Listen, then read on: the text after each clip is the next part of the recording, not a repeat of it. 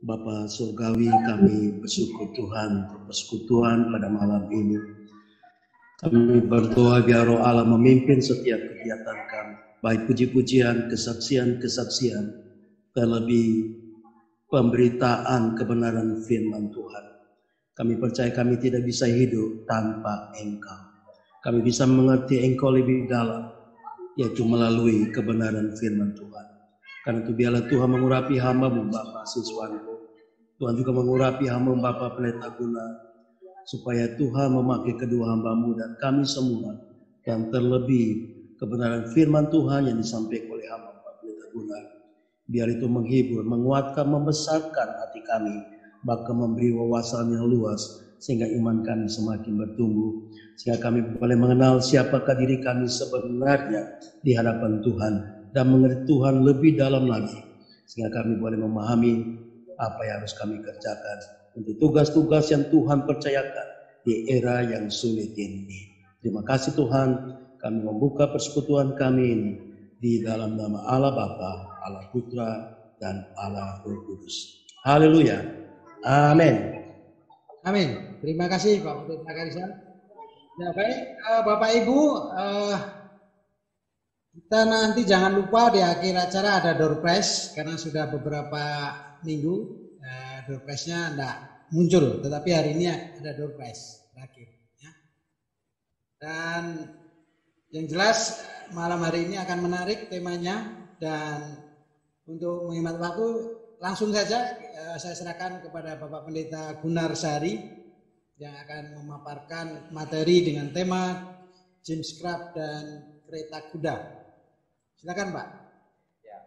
Bapak Ibu, James Craft dan kereta kudanya. Ya. Nanti di pertengahan dari firman Tuhan ini pasti Bapak Ibu akan mengetahui siapa Craft itu. Ya. Nah, Bapak Ibu, tadi saya sounding, saya tag ke Facebook, ternyata ada orang yang memberikan komentar dan dia kagum sekali dan dia ingat ya, kisah daripada Jim Craft ini. Bapak Ibu, firman Tuhan satu ayat aja pada hari ini, yaitu marilah kepadaku semua yang letih lesu dan berbeban berat, aku akan memberi kelegaan kepadamu. Ya. Sekali lagi, marilah kepadaku semua yang letih lesu dan beban berat, aku akan memberikan kelegaan kepadamu. Bapak Ibu yang dikasih oleh Tuhan, ya, John Craft itu atau Jim Craft itu adalah seorang pemuda ya yang lahir ya di Kanada ya pada kalau kita melihat ya pada tahun ya 1874 ya. Kemudian dia hijrah ya. Kemudian dia pergi ke Amerika, ke New York ya. Kemudian saudara yang Tuhan, dia bekerja di salah satu perusahaan keju. Setelah dia merasa punya uang yang cukup ya. Kemudian dia mulai punya keinginan untuk mulai usaha sendiri. Dia keluar dari perusahaan itu, dia mulai menyewa kereta kuda, menghantarkan keju dari rumah ke rumah. Ya. Tapi ternyata usahanya tidak berhasil. Dia selalu gagal. Ya. Dan dia juga mulai pinjam uang ya, ke beberapa temannya, kemudian usaha lagi, ternyata gagal.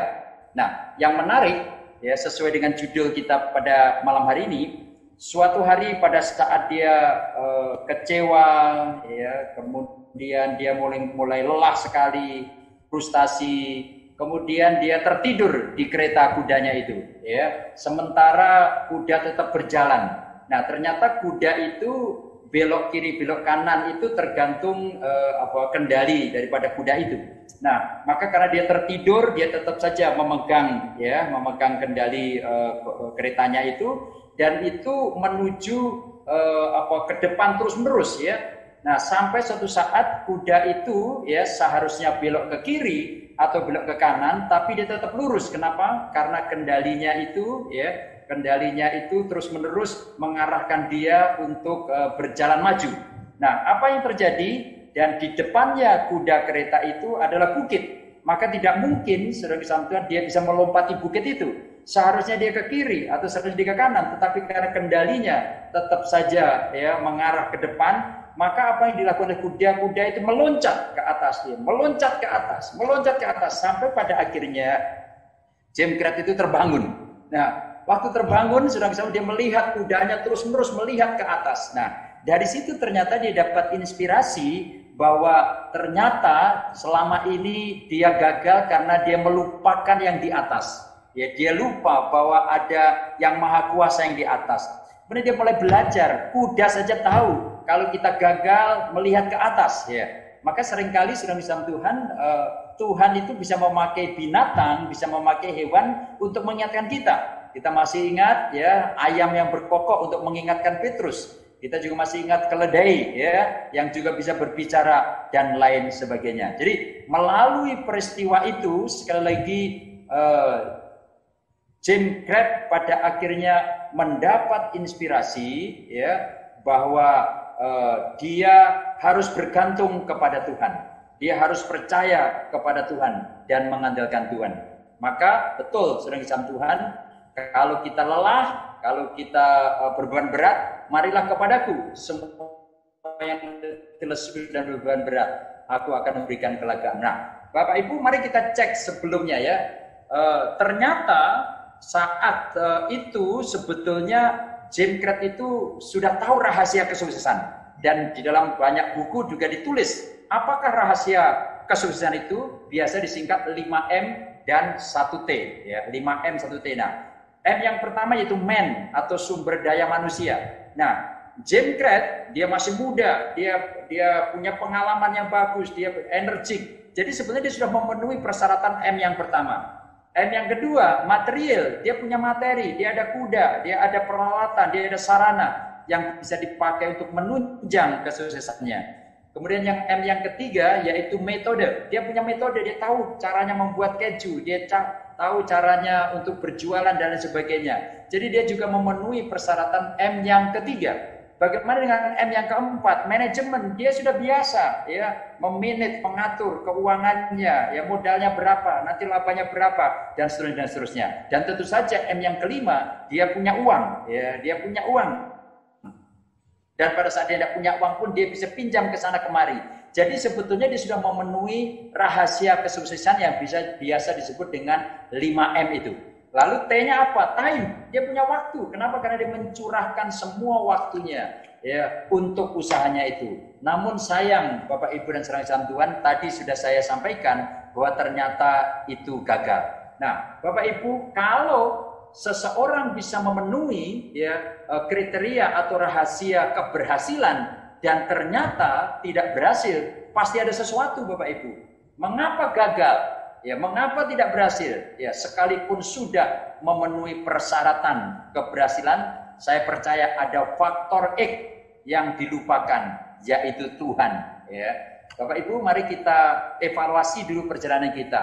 Kalau hari ini Anda masih kurang berhasil, masih gagal, ada kemungkinan saudara Tuhan, sekalipun kita sudah memenuhi persyaratan untuk mencapai kegagalan, mencapai keberhasilan, dan ternyata kita belum berhasil karena masih ada faktor X yang mungkin kita lupakan, yaitu Tuhan. Nah, kisah selanjutnya menjadi menarik saudara Tuhan. Ya, kenapa? Dan ternyata dia tinggal punya modal itu $50. Bapak Ibu, $50 ya, atau kalau sekarang mungkin kira-kira ya 1 juta rupiah. Mungkin 1 juta rupiah bisa dipakai untuk usaha, dipakai untuk bisnis. Saya tidak yakin punya uang 10 juta pun belum tentu kita mampu membuat usaha atau membuat company atau membuat bisnis, saudara Tuhan. Tetapi menarik, dengan uang 65 itu saudara Tuhan, dia mulai usaha, tapi sekarang spiritnya berbeda. Semangatnya, kalau yang lalu dia mengandalkan kemampuan sendiri, kekuatan sendiri, uang sendiri, kemudian pengalamannya sendiri. Nah, sekarang dia mengandalkan Tuhan. Nah, ini permulaan daripada keberhasilan daripada Jemkret ini. Mari kita lihat selanjutnya, saudara. Apa yang terjadi, saudara Tuhan? Menarik ya pada saat dia memulai usaha dengan modal yang sangat kecil, yaitu $65 itu, Bapak Ibu menarik, dia membuat satu kalimat. Nah, saya harap kalimat ini juga menginspirasi saya dan saudara sekalian. Kiranya kalimat dia ini juga menginspirasi kita sekalian. Dia menulis dalam Tuhan, saat ini usaha saya memang masih kecil, ya, dengan modal hanya $65. Tapi aku tahu apa yang harus aku lakukan. Jadi dia mengklaim, aku tahu apa yang harus saya kerjakan. Dan aku akan bekerja keras dan mengandalkan Tuhan. Saya percaya dalam waktu kurang dari 5 tahun, usaha keju saya akan menjadi yang terbesar dan terkenal di dunia atau di kota ini. Wah, itu kalimatnya Bapak Ibu. Mari kita membuat kalimat yang mirip ya dengan Jim Craig ini, saudara kesam Tuhan, supaya pada akhirnya kita punya pengalaman sukses seperti Jim Craig juga. Sekali lagi, saat ini mungkin kalau saya rubah, pelayananku memang masih kecil, tetapi aku tahu apa yang harus aku kerjakan dan aku akan bekerja keras di dalam pelayanan ini dan akan mengandalkan Tuhan. Maka saya percaya dalam waktu kurang 5 tahun, gerejaku pasti besar, sekolahku pasti besar, pelayananku pasti besar, dan pada akhirnya menjadi terbesar di kota di mana saya melayani, di pulau di mana saya melayani, dan menjadi sangat terkenal. Nah, saya tidak tahu apakah kita berani tidak malam hari ini mencatat di agenda kita, ya, mengatakan kalimat yang mirip seperti ini, ya. Dengan demikian klaim janji itu, ya, kemudian tumpangi tangan itu, saya percaya suatu saat nanti akan menjadi kenyataan. Nah, Bapak Ibu, kalimat satu pernyataan yang agung yang terus-menerus dia sampaikan adalah make God a partner, ya. Itu kalimatnya dia, jadikan Allah sebagai rekan kerja, Bapak Ibu. Itu yang dikatakan oleh Jim Craig. Jadikan Allah ya menjadi rekan kerja kita, rekan pelayanan kita, rekan di dalam kita bekerja, rekan di dalam kita melayani, ya. Make God a partner, ya. Saudara sama Tuhan, kita hamba-hamba Tuhan, kita percaya sama Tuhan, belum tentu loh kita menjadikan Allah sebagai partner kita. Kita seringkali hanya mengandalkan teman kita seringkali hanya mengandalkan atasan kita, atau kita seringkali mengandalkan staf-staf kita. Kita tidak menjadikan Allah sebagai rekan di dalam pelayanan.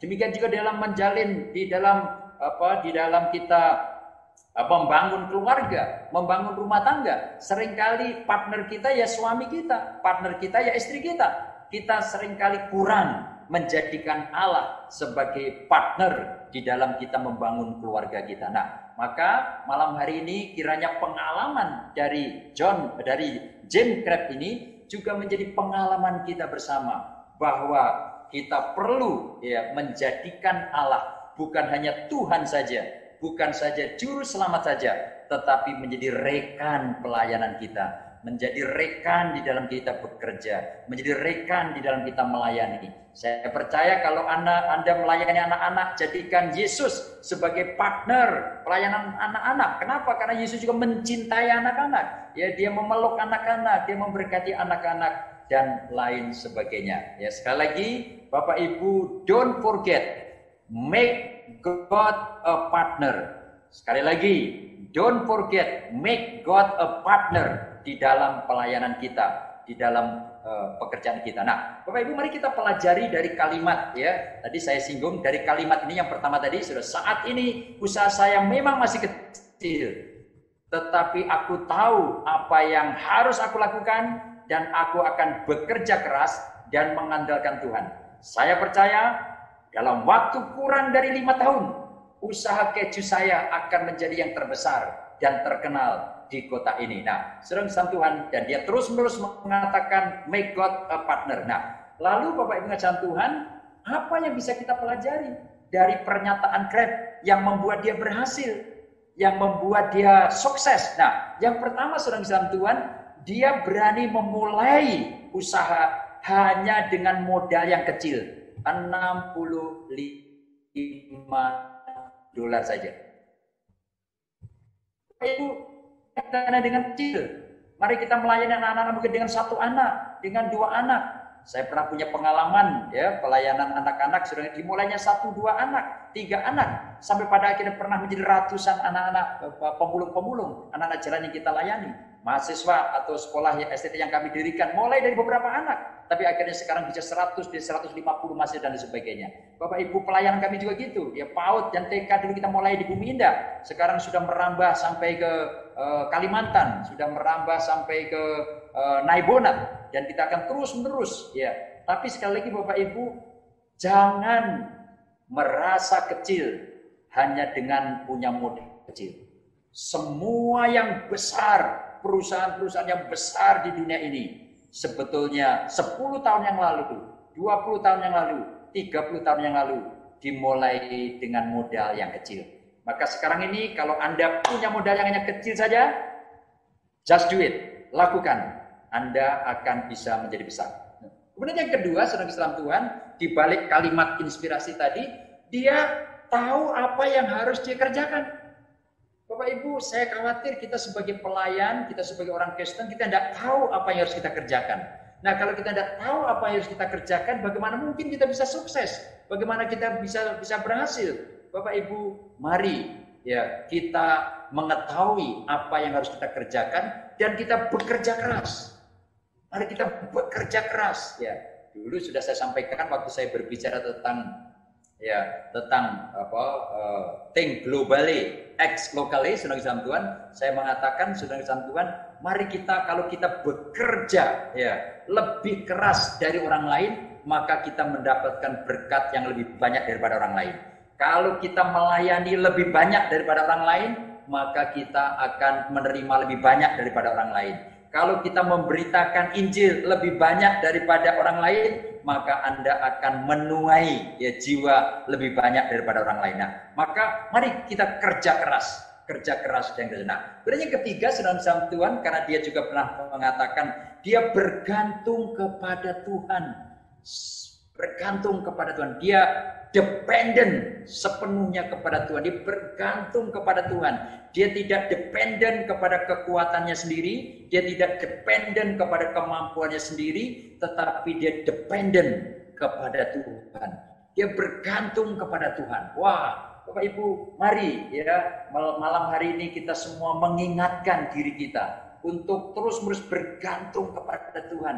Karena Tuhan yang bisa melakukan perkara-perkara yang besar. Bapak Ibu, ingatlah betapa kecilnya kita, betapa lemahnya kita, maaf juga betapa miskinnya kita. Tetapi jangan lupa betapa kuatnya Allah kita, betapa besarnya Allah kita, betapa kayanya Allah kita. Maka mari kita bergantung kepada Dia. Ya, mari kita bergantung kepada Dia.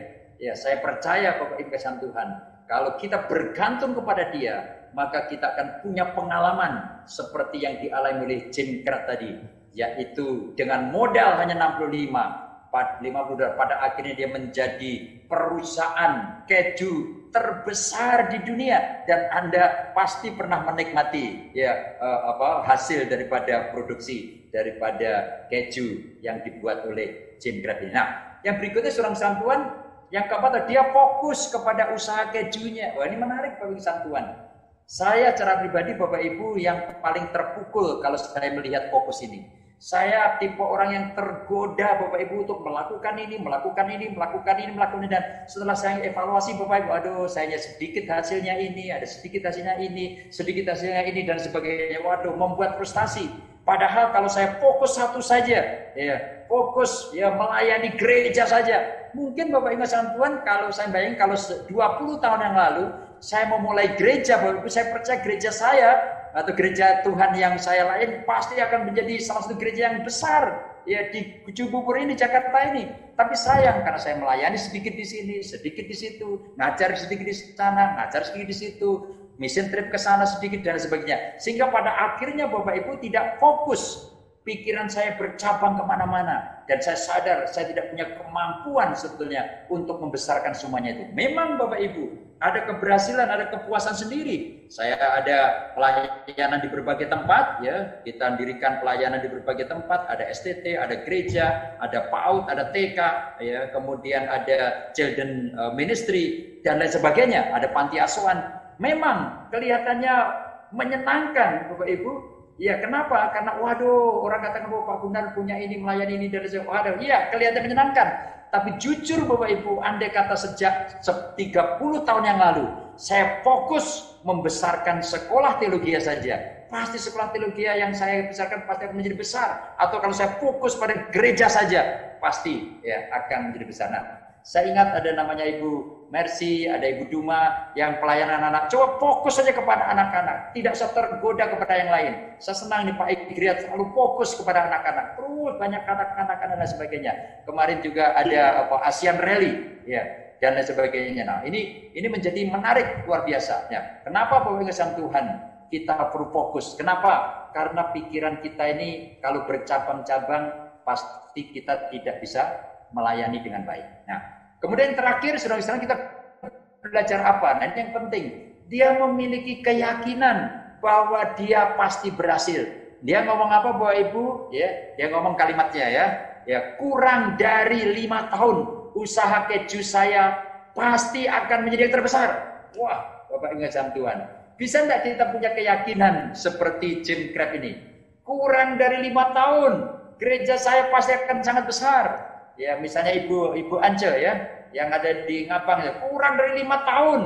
Ya, gerejamu pasti menjadi besar. Pak astronot mengatakan kurang dari 5 tahun panti asuhanku akan menjadi besar, ya, dan lain sebagainya. Ya, wah, kita harus memiliki keyakinan, kita harus memiliki satu kepastian bahwa pelayan kita pasti berhasil. Nehemia pernah berkata, ya Tuhan, buatlah kami berhasil hari ini. Padahal dia belum bekerja, tapi dia sudah optimis bahwa dia pasti berhasil. Sebagai orang-orang percaya Bapak Ibu, kita harus punya iman. Iman, ya, yaitu keyakinan bahwa kita pasti berhasil. Nah, maka Bapak Ibu sekalian Tuhan, pada akhirnya perjuangan yang gigih dari seorang pemuda hanya dengan bermodalkan $5 menjadi pengusaha dan penemu keju kemasan yang terkenal dan terbesar di dunia. Bapak Ibu, kenapa? Karena dia telah make God a partner. Dia telah menjadikan Kristus sebagai rekan kerjanya. Maka Bapak Ibu, saya percaya Anda kenal ini bukan? Inilah produksi-produksi, ya, sebagian produksi dari Jim Crabb itu, ya. Keju di mana ada tulisan Crabb di sana, ya. Semua berkembang dan menjadi, ya, usaha atau company yang sangat besar.